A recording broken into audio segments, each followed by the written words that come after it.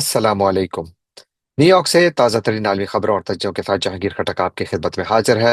Nadreen, आज जहां जुमेरात की रात और मई की 7 तारीख, जबकि पाकिस्तान में जुमतुल मुबारक की सुबह और मई की 8 तारीख है।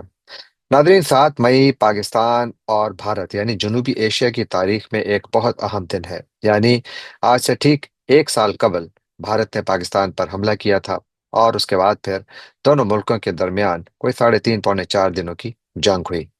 ये वो जंग थी जिस पर आज भी सदर ट्रंप बयानबाजी करते हैं। आज भी वो कहते हैं कि पाकिस्तान ने इस जंग के दौरान भारत के 8 तैयारे मार गिराए, जिनमें राफेल जैसे जदीद तरीन लड़ाका तैयारे भी शामिल हैं।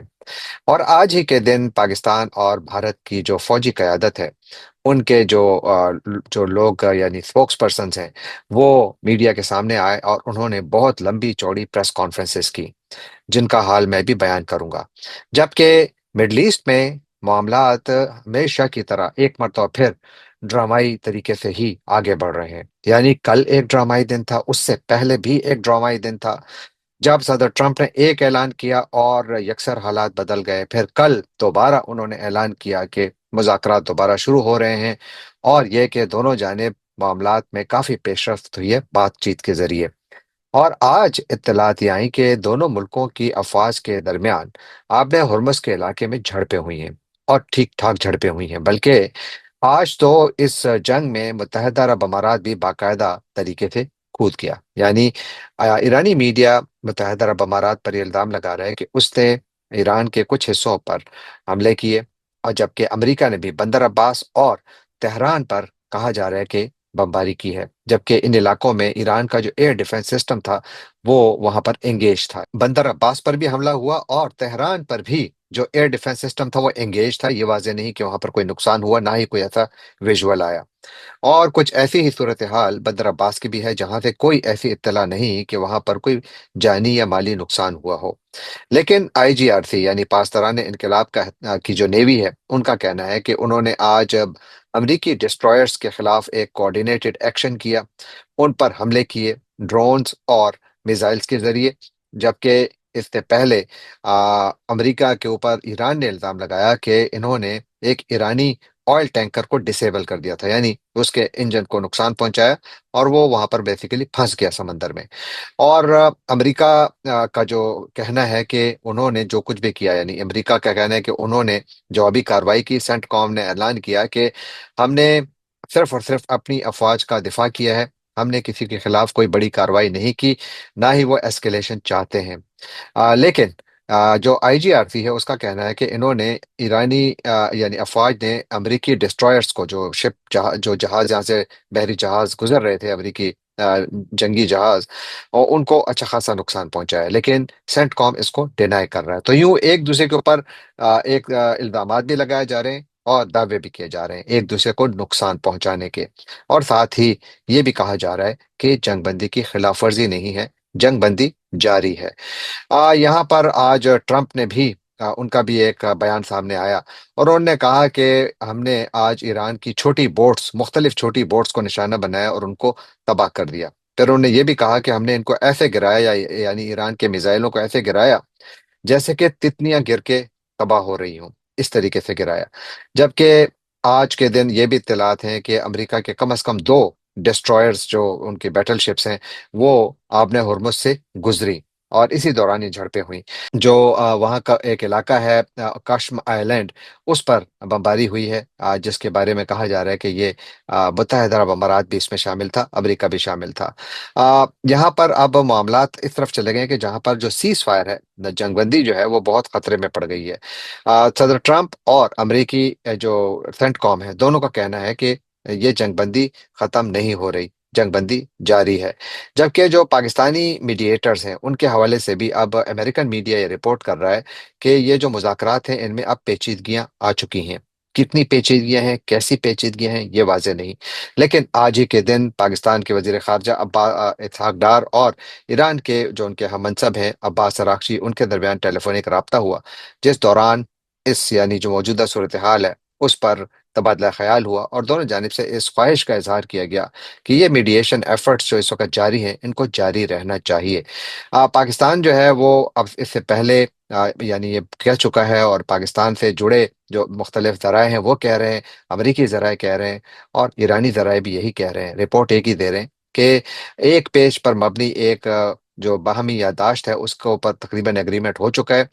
جب اس پر دستخط ہو جائیں گے تو باقاعدہ مذاکرات شروع ہوں گے، بیسیکلی فریم ورک ہے جس کے تحت مذاکرات دونوں ملکوں کے درمیان ہوں گے۔ ڈیڈ لاک جاری ہے دونوں کے درمیان، دو چیزوں پر جاری ہے: ایک یورینیم کی انرچمنٹ اور انرچڈ یورینیم کے امریکہ کے حوالے کیے جانے کا، امریکہ کا جو ایک ڈیمانڈ ہے امریکہ کی وہ، اور دوسرا ایران کا جو ایٹمی پروگرام ہے وہ، اور پھر ساتھ جو یہاں پر آپ نے ہرمز ہے اس کی بندش اور ایران کا نیول بلاکیڈ، اس پر اس وقت بات رکی ہوئی ہے یا بات پھنسی ہوئی ہے۔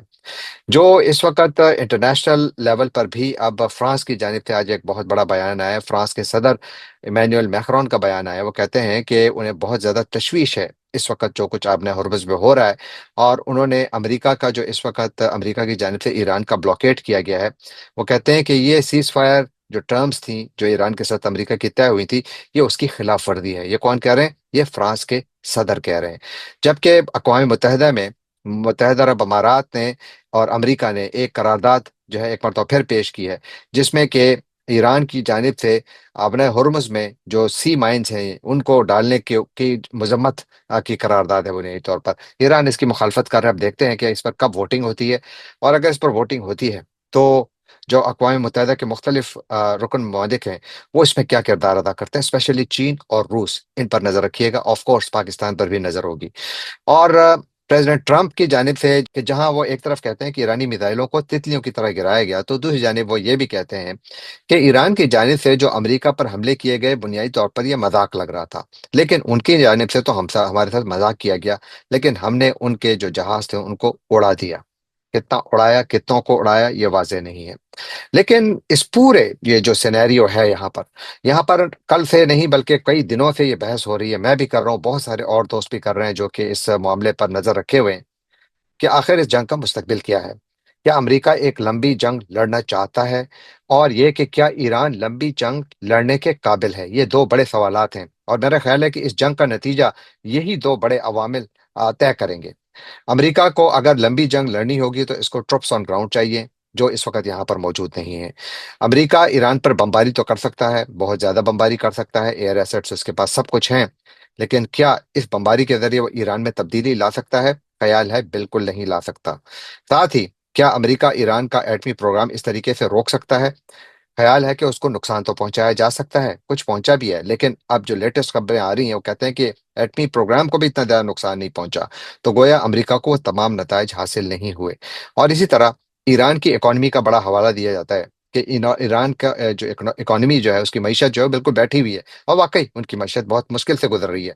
لیکن ٹرمپ کا یہ کہنا تھا، پھر سے پہلے ان کی جو انتظامیہ ان کا بھی یہ کہنا تھا کہ وہاں پر جو ایران میں جو تیل کے کنویں ہیں ان کے پائپ لائنز پھٹ جائیں گی، کیونکہ ایران میں جتنی سٹوریج فیسلٹیز ہیں وہ ساری کی ساری بھر چکی ہیں۔ میں نے اس پہ گزشتہ دنوں بھی بات کی تھی کہ ایران پرانے آئل ٹینکرز، پرانے آئل ٹینکس جہاں جہاں ان کے پاس سٹوریج فیسلٹی تھی وہاں پر وہ اس وقت اپنا اضافی تیل سٹور کر رہے ہیں۔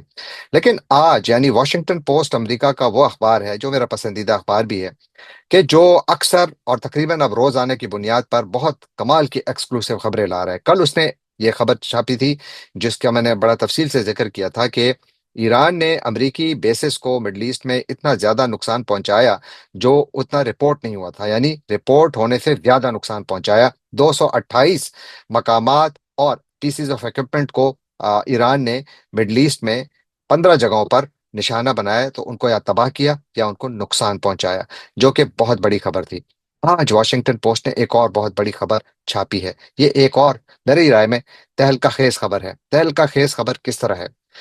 کیونکہ جس طرح میں نے عرض کیا کہ یہاں پر امریکی حکام صدر ٹرمپ خود بھی کہہ رہے تھے کہ آئل پائپ لائنز بلو ہو جائیں گی، کیونکہ ایران کے پاس سٹوریج کیپیسٹی نہیں ہے، تو تیل جب باہر نکلے گا تو پائپ پھٹ جائیں گے، ان کے کنویں بیکار ہو جائیں گے۔ ایسا تو کچھ نہیں ہوا، بلکہ ان کی پارلیمنٹ کے جو سپیکر ہیں ان کا کہنا تھا کہ ہم لوگ تو بالکل ٹھیک ہیں، ہمارے لیے کوئی مسئلہ نہیں ہے، بلکہ ہم تو اس کو زیادہ عرصے تک چلا سکتے ہیں، ہمارے پاس سٹوریج کا بھی کوئی مسئلہ نہیں ہے۔ वॉशिंगटन पोस्ट कहता है कि ईरान की जो कैपेसिटी है, यानी तकलीफ सहने की, आप यूं कह दें कि मुआशी तकलीफ सहने की जो कैपेसिटी है, वो पहले से भी ज्यादा है। यानी कहते हैं कि ईरान इस वक्त भी, अगर अमेरिका ईरान का ब्लॉकेड आइंदा 4 माह तक भी जारी रखता है, उसके बाद फिर शायद ईरान की इकोनॉमी पर कोई इसका बड़ा असर नजर आए। फिलहाल इस पर असर नजर नहीं आ रहा। क्यों नजर नहीं आ रहा, ये मैं आपको बताता हूं। क्योंकि इस खबर में जितनी तफसीलात उनने बताई हैं, वो बड़ी ही इंटरेस्टिंग है। वो कहते हैं कि सदर ट्रंप ने तो बार बार ये कहा कि ईरान की इकॉनमी क्रैश कर गई है और वो डेस्परेट हैं। लेकिन जो अमेरिकी इंटेलिजेंस ऑफिशियल्स हैं, यानी सीआईए है, वो कहते हैं कि ईरान जो है वो इस वक्त रेल और ट्रक्स के जरिए कहाँ से सामान उठा रहा है? सेंट्रल एशिया से, कजाकिस्तान से चलता है मामला, और ऑल द वे ईरान आता है। उसकी भी मैं मजीद आपको तफसील देता हूँ। लेकिन उससे पहले, जो ईरान का जो ओवरऑल, सर ट्रंप का कहना है कि हमने इनके मिसाइल सिस्टम्स को तबाह कर दिया, एयरफोर्स को तबाह कर दिया, एयर डिफेंस सिस्टम को तबाह कर दिया।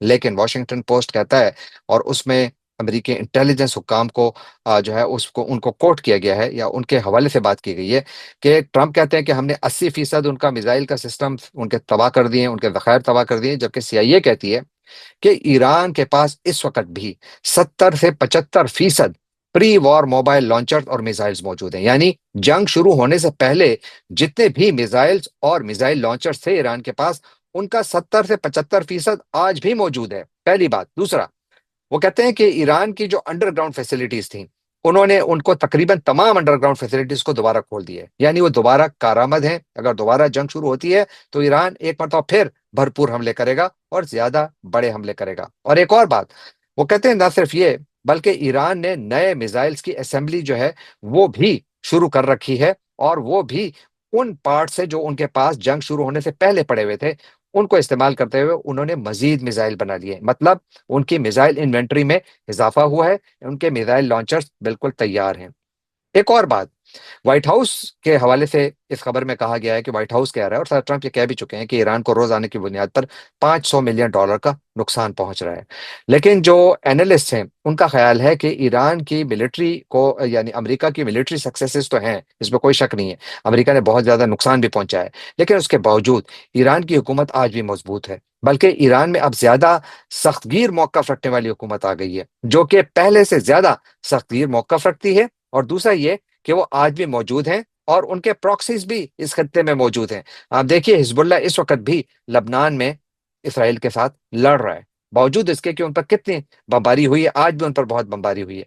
और फिर एक और बात, कि जो वॉल ऑफ स्टील की जो सर ट्रंप बात कर रहे हैं, कि उन्होंने समंदर में एक आहनी दीवार खड़ी कर दी है, जो कि बुनियादी तौर पर ईरान का नेवल ब्लॉकेड है।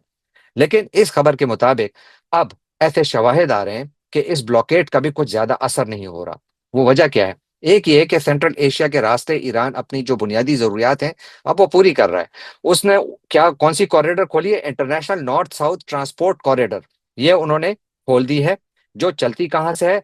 उजन, जो कि कजाकिस्तान में एक शहर है, वहां से चलती है, गोरगन ईरान तक आती है।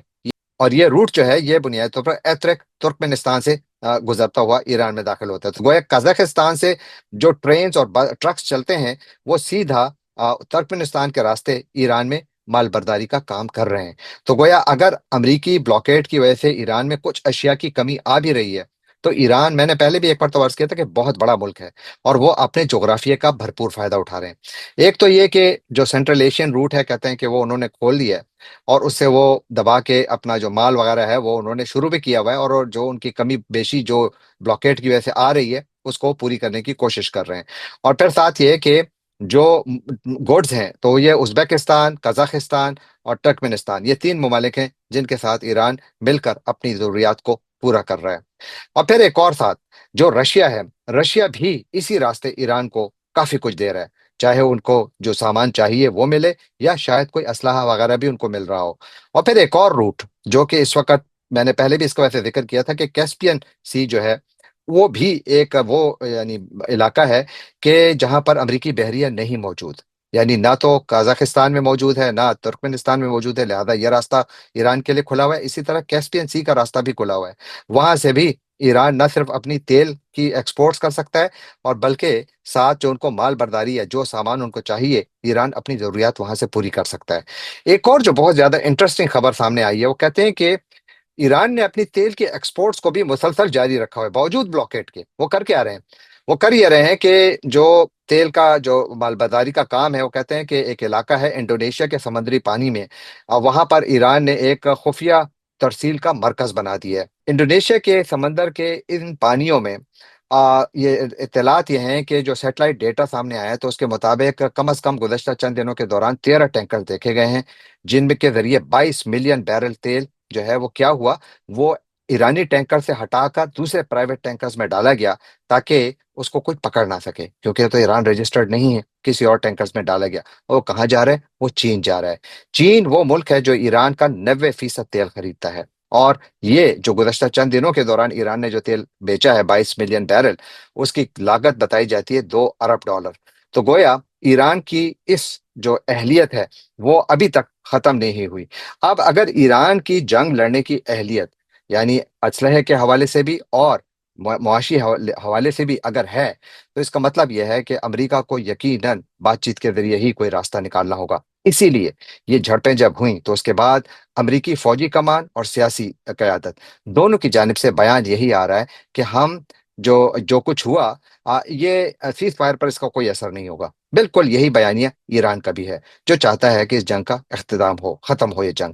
لیکن ظاہر ہے کہ ایران اپنی ٹرمز پر کرنا چاہتا ہے، امریکہ اپنی ٹرمز پر کرنا چاہتا ہے، دونوں from the position of strength آنا چاہتے ہیں، یعنی وہ کمزوری کی حالت میں بات چیت نہیں کرنا چاہتے، اور اسی لیے آپ کو آبنہ ہرمز میں دونوں جانب سے یہ جو جھڑپیں ہیں یہ نظر آ رہی ہیں۔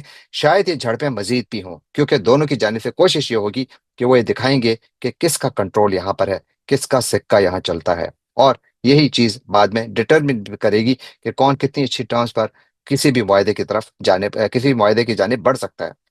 آخر میں تھوڑا ذکر پاک بھارت جو وہ گزشتہ سال محدود جنگ ہوئی تھی، جھڑپیں تھی، جس میں کہ بہت کچھ ہوا، وہ تو تاریخ کا حصہ ہے۔ اس جنگ کے نتیجے میں پاکستان نے بھارتی جہاز بھی گرایا، اور اس کے نتیجے میں پاکستان کو اس کی تاریخ کا دوسرا فیلڈ مارشل بھی ملا، یعنی آصف منیر صاحب اس کے نتیجے میں فیلڈ مارشل بنے۔ اور اس کی فرسٹ اینیورسری سے ایک آدھ دن پہلے ان کو حالیہ سینچری کا پاکستان کے کچھ علماء نے مل کر بیٹھ کر یہ فیصلہ کیا کہ یہ اس سینچری کے سب سے عظیم ترین فاتح جرنیل ہیں۔ یہ ان کو یہ جو ایک بہت زیادہ بڑا آنر پاکستانی علماء نے دیا ہے، یہ بھی اس جنگ کی اینیورسری سے 2 دن پہلے تقریباً ہوا۔ اس پر بڑے لوگ آوازیں اٹھا رہے ہیں، میں اس پر اس وقت بات نہیں کر رہا، میں وہ بات کر رہا ہوں جو آج پاکستانی اور بھارتی فوجی قیادتوں نے پریس کانفرنسز کی۔ ایک تو دونوں جانب سے تقریباً ایک ہی طرح کی پریس کانفرنسز تھیں، یعنی پاکستان کی جانب سے DGISPR lieutenant general Ahmed Sharif Chaudhry, air vice marshal Tariq Ghazi اور ایک ریئر ایڈمرل نے مل کر ایک مشترکہ پریس کانفرنس کی، جو تقریباً 2.5 گھنٹے جاری رہی۔ کچھ اتنی ہی لمبی پریس کانفرنس بھارت کی جانب سے بھی کی گئی، جہاں پر ایک لیفٹیننٹ جنرل، ایک ایئر مارشل اور ایک وائس ایڈمرل نے مل کر پریس کانفرنس کی، جہاں اس جنگ میں دونوں جانب سے جو کامیابیاں ہیں ان کو دہرایا گیا بنیادی طور پر۔ تو ظاہر ہے کہ میں اس تفصیل میں نہیں جاؤں گا، یقیناً ایک بہت بڑا مارکا تھا، دوسری جنگ عظیم کے بعد سب سے بڑی فضائی جنگ دیکھی گئی تھی، اور بلا شبہ اس جنگ میں پاکستان کی ایئر فورس کی کارکردگی آؤٹ سٹینڈنگ تھی۔ یعنی یہ میرا خیال ہے کہ جو ایئر اکیڈمیز ہیں دنیا بھر میں، یہ ایک کلاسک کیس ہے جہاں پر پڑھایا جائے گا کہ فضائی جنگ کیسے لڑی جاتی ہے۔ دونوں ملکوں کی افواج نے لڑی، بھارت کے طیارے گرے، لیکن اس میں کمال یہ تھا کہ دونوں ملکوں کے جہاز اپنی ہی حدود میں رہے، اور 100 سے زیادہ، تقریباً 125 سے زیادہ جہاز دونوں جانب سے بیچ میں استعمال ہوئے، اور وہاں پر پھر نقصان بھی ہوا بھارت کا، اور وہاں سے پھر رافیل جو کمپنی ہے، جو ڈسالٹ جو کہ رافیل بناتی ہے، ان کے شیئرز نیچے گر گئے۔ بہت سارے ملکوں نے اپنے جو سودے تھے وہ کینسل کر دیے، اور J-10C جو کہ پاکستان استعمال کر رہا تھا اس جنگ میں، اور JF-17 تھنڈر، ان کی مارکیٹ بن گئی، ان کی مارکیٹ پوری دنیا میں بن گئی، بلکہ چائنیز اسلحے کی مارکیٹ بن گئی۔ اور اسی لیے اس جنگ کی اینیورسری سے تقریباً ایک دن پہلے دنیا بھر میں یہ اطلاعات آنے لگیں کہ پاکستان کو اب چین J-35 جو ففتھ جنریشن جیٹ ہے وہ پاکستان کو دے رہا ہے۔ تو یہ اس کی بڑی سگنیفیکنس ہے۔ لیکن میں باقی تو جو پریس کانفرنس میں جنرل چودھری نے کہا اس پر تو میں زیادہ بات نہیں کروں گا، لیکن انہوں نے ایک جگہ پر ایک فقرہ کہا جہاں پر کہ انہوں نے بھارت کی فوج کے سیاسی کردار کو کرٹیسائز کیا، اور اس پر پاکستان میں اچھا خاصا ایک بڑی وہ کہتے ہیں گرما گرم بحث چل نکلی ہے، کیونکہ تمام لوگ کہہ رہے ہیں کہ جناب اگر آپ نے بات کرنی ہے سیاست اور فوج کی، تو پھر تو ساؤتھ ایشیا میں صرف ایک ہی ملک ہے جو اس کے لیے مشہور ہے یا شاید بدنام ہے، وہ پاکستان ہے، جہاں پر کے فوجی جرنیل وردی پہن کر سیاسی تقاریر کرتے ہیں۔ یہی جنرل چودھری ایک مرتبہ نہیں، کئی مرتبہ سیاسی تقاریر کر چکے ہیں، اور اسی لیے جب انہوں نے آج اپنا جو بیانیہ بنانے کی کوشش کی، جہاں پر کہ جو ملٹری آسپیکٹ تھا اس پہ کوئی ڈس اگریمنٹ نہیں ہے، لیکن جب سیاسی بات کی انہوں نے، تو وہاں پر یقیناً ان پر انگلیاں اٹھائی گئی۔ ان سے سوال پوچھا گیا کہ دنیا میں کون سی فوج ہے جہاں پر ایک باوردی جرنیل جا کر سیاسی جلسوں سے خطاب کرتا ہے؟ یہی جرنیل سیاسی جلسوں سے خطاب کرتے دیکھے گئے ہیں۔ یقیناً یہ ان کے منصب کے شایان شان نہیں ہے، لیکن پاکستان ہے جہاں پر فوج، واقعی میں تمام فوج کو نہیں کہوں کہ وہ سیاسی ہے، لیکن فوجی قیادت کا ایک حصہ، میں پوری فوجی قیادت کو بھی نہیں کہوں گا، لیکن فوجی قیادت کا ایک حصہ 100% سیاسی ہے، بلکہ وہ تو بہت بڑے سیاستدان بن چکے ہیں، اور کچھ بیچ میں ڈپلومیٹ بھی بن چکے ہیں، سیلف سٹائل اور سیلف اپوائنٹڈ۔ تو یہاں پر ایک امپورٹنٹ آسپیکٹ یہ ہے۔ پھر دوسرا، تقریر بہت لمبی ہوئی، پانی کے حوالے سے ان پر کچھ سوال بھی ہوا، لیکن پانی کے حوالے سے انہوں نے کوئی زیادہ کھل کر بات نہیں کی۔ انہوں نے کہا جی کہ وہ ہم لوگ جو ہیں، یعنی بھارت نے جو ہے ہمارا پانی روکا ہوا ہے، غلط ہے، 25 کروڑ کے عوام کا پانی آپ کیسے روک سکتے ہیں، اور یہ یقیناً ایکٹ آف ایگریشن ہے۔ پہلے وہ کہتے تھے کہ it's a red line and it will be an act of war, اور اس کا جواب دیا جائے گا۔ بلکہ ان کا ایک بیان پہلے بھی آیا تھا کہ ہم آپ کے سانس، آپ ہمارا پانی روکیں گے، ہم آپ کا سانس کھینچ لیں گے، کچھ اس قسم کا بیان بھی آیا تھا۔ آج وہ ایگریشن نہیں تھی، بلکہ اس سے پہلے کور کمانڈرز کے جتنی بھی حالیہ دنوں میں میٹنگز ہوئی ہیں، وہاں پر بھی پانی کا ذکر نہیں ہوتا۔ کچھ ایسا ہی حال پاکستان کی سیاسی قیادت کا بھی ہے۔ وہ سیاسی قیادت جو کہ ایران جنگ میں تو ایک بہت اچھا کردار ادا کر رہی ہے، امریکہ کے ساتھ بہت اچھے تعلقات بھی ہیں، لیکن پاکستان کو ان تعلقات کا کوئی فائدہ نہیں ہو رہا، چاہے وہ تجارت میں ہو، چاہے وہ پاکستان کے اپنے میزائل پروگرامز پر امریکی سینکشنز کے حوالے سے ہو، یا چاہے وہ انڈس واٹر ٹریٹی کے حوالے سے ہو۔ اگر پاکستان کی موجودہ قیادت، جن کا بے شک صدر ٹرمپ کے ساتھ بہت اچھا تعلق ہے اور ٹرمپ ان کا بڑا عزت و احترام بھی کرتے ہیں، کیا وجہ ہے کہ انہوں نے ابھی تک ٹرمپ کے سامنے یہ دو تین چیزیں نہیں رکھی؟ ایک یہ کہ آپ پاکستان کے ساتھ اپنی تجارت کو ڈبل کریں، بڑے آرام سے کر سکتے ہیں۔ کیا یہ کر نہیں سکتے؟ بالکل میرا خیال ہے کر سکتے ہیں، لیکن اگر بات کی جائے، کیا کسی نے بات کی؟ شاید کی ہو، کیا سنی گئی؟ I am not sure. لیکن اسی طرح جو ہمارے پر سینکشنز ہیں، ہمارے میزائل پروگرامز پر اس وقت بھی کم از کم 4 قسم کی سینکشنز ہیں، نہیں اٹھائی جا رہی۔ کیا کسی نے بات کی؟ Not sure. کیا کرنی چاہیے؟ ضرور کرنی چاہیے۔ اور پھر پانی کے حوالے سے تو ہم نے ابھی تک ورلڈ بینک میں بھی آربیٹریشن کے لیے باقاعدہ درخواست نہیں ڈالی۔ پاکستان نے اب تک بہت محدود، یعنی جنگی معاملات کو تو سائڈ پر رکھ لیں، ایون ڈپلومیٹک لیول پر بھی پاکستان کی جو پھرتیاں ہیں وہ بہت کمزور ہیں، اور یہ پھرتیاں تب نظر آئیں گی جب گردنیاں مزید بڑھیں گی، جب پانی کم ہوگا، جب اس کا اثر فصلوں پر آئے گا، جب بہت دیر ہو چکی ہوگی۔ اور یہی پاکستان کا المیہ ہے، جہاں پر کہ پاکستان کی قیادت کو دنیا میں امن لانے کی تو بہت جلدی ہے، جو بہت اچھی بات ہے، ہم سب کو اپریشیٹ کرنا چاہیے، لیکن کیا وجہ ہے کہ ان کو اپنے پانی کو، اپنی زمینوں کو سیراب کرنے کے لیے پانی کو لانے کی جلدی نہیں ہے؟ کیوں وہ اس بارے میں بات نہیں کرتے؟ یہ ایک بہت بڑا سوال ہے۔ یہ سوال میں آپ کے لیے چھوڑے جاتا ہوں، برائے مہربانی آپ اس پر ضرور کامنٹ کیجئے کہ کیا پاکستان کی موجودہ سندھ طاس معاہدے کے حوالے سے پالیسی کوئی ہے بھی کہ نہیں؟ اگر ہے تو کیا آپ اس سے مطمئن ہیں؟ اپنی رائے سے مجھے ضرور آگاہ کیجیے گا۔ جانے سے پہلے آپ سے ایک مرتبہ پھر درخواست کہ آپ ہمارے چینل کو سبسکرائب کیجیے، لائک کیجیے، شیئر کیجیے، کامنٹ کیجیے، اور بیل آئیکن کو کلک کرنا نہ بھولیے گا۔ آپ کا بہت بہت شکریہ۔